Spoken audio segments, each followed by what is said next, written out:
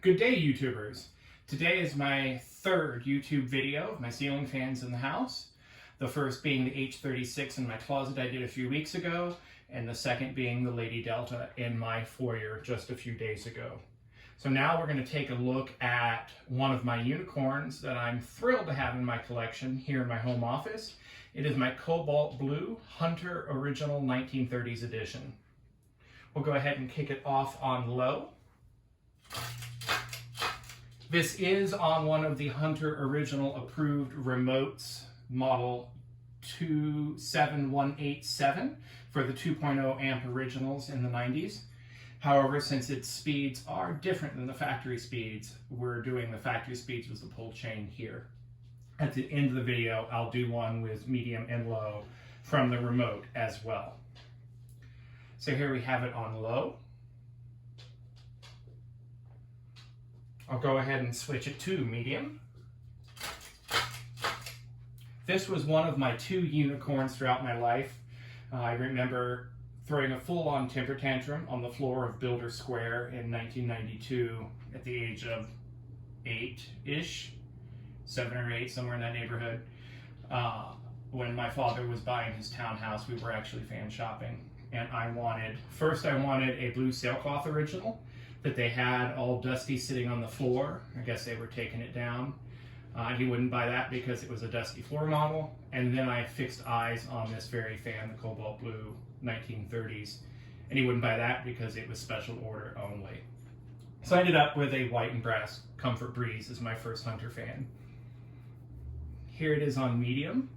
Just like all the other 2.0 originals that I've come across in my fan travels, its medium is extremely fast. It's about as fast and as much air as most of the rinky-dink motors in the modern day fans put out on high. But it is smooth as butter.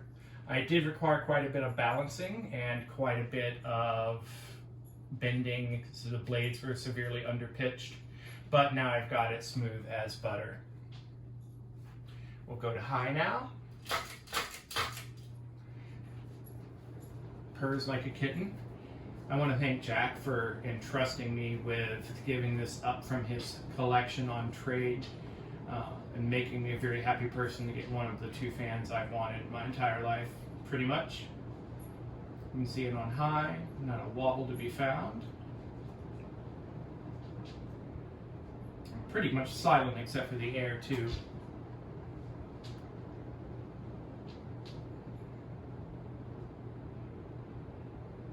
And then I'll turn it off for a spin down. And while it's spinning down, I'll show you the dimming range of the light from the remote. I do have Philips 60 watt equivalent LEDs in here. They seem to work well with these 27187 remote receivers, even though they're not LED designed. I've learned over the course of this fan that none of the GE LEDs seem to work well at all, but the Philips ones do. I get pretty much the full range of light dimming. I'll leave it back on a low light so it does not interfere with the camera. And we'll wait for the fan to finish spinning down.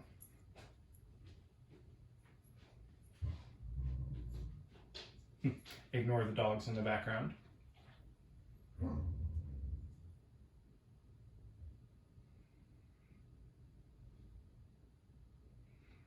This is Central Florida, and we don't really use reverse because we don't really get more than 1 or 2 cold days throughout the winter. So I'm not going to do reverse. Doesn't really matter here very much. Especially since I keep my house like Alaska to begin with. My bedroom is set to 59 every night, so I have a mini split in there all my own. All right, and there she is, all spun down. I'm going to turn the remote off and go ahead and put the fan on high, and we'll see what low on the remote looks like. And low is not too far off of the factory low, although you can see it is getting off to a slower start. I kind of like the low on this. It's a nice aesthetic low. It does eventually pick up some decent steam to be somewhere between what I call an aesthetic low and a functional low. I can feel just a tiniest bit of air coming off of it. So we'll go to medium now.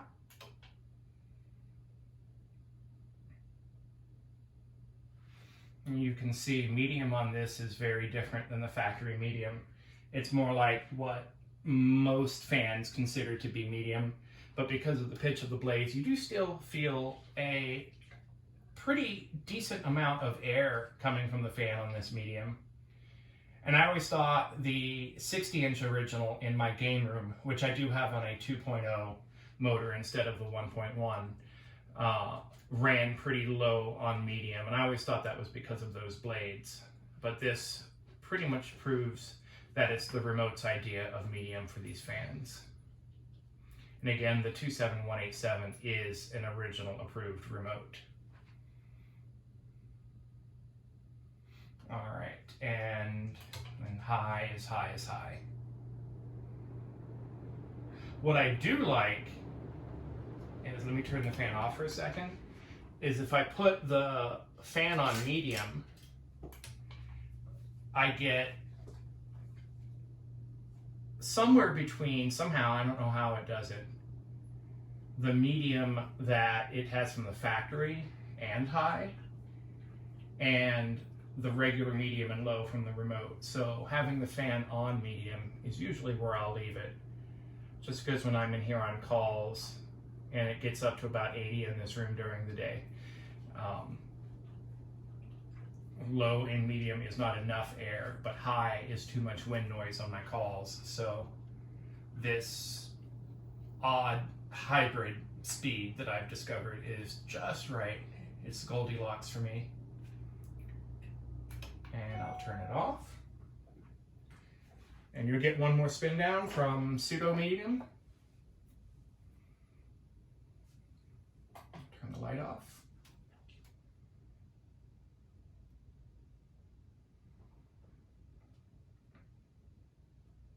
I didn't do the usual teardown that I do when I get an original, you know, taking it all apart, cleaning the bearings, cleaning the shaft, cleaning the windings and re-insulating them. This fan was very well kept by Jack, and it was pretty much crystal clean and pristine when I got it, so I did not find that to be necessary. Once again, thank you, sir.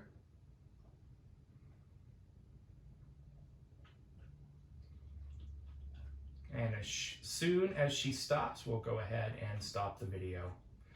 I hope you all have enjoyed this video. Please stay tuned for many more. Eventually, I will get every fan in the house done, one by one. I might even do one of the Big Ass Fans 60-inch bamboo haiku in my bedroom before I take it down to put a Casablanca Stealth up. So stay tuned. Since that one's listed on eBay, that'll likely be the next video. I hope you all have enjoyed this. Have a great day and stay safe.